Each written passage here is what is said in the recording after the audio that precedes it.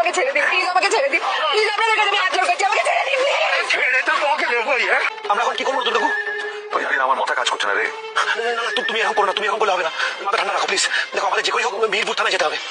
বুবলাই নতুন কাকুকে ফোন করে বলে আমাদের যে করেই হোক মিরপুর থানায় যেতে হবে।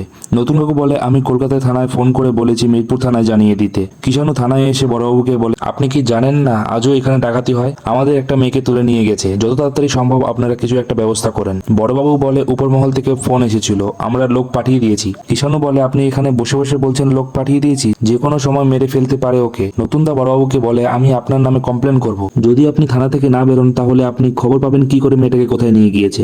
বড়বাবু বলে আজকে রাতে না হোক কালকের মধ্যেই খুঁজে বের করে দেবো আপনাদের মেয়েকে। কমলিনী বলে আজকের রাতটাও কাটিয়ে দিবেন বলছেন?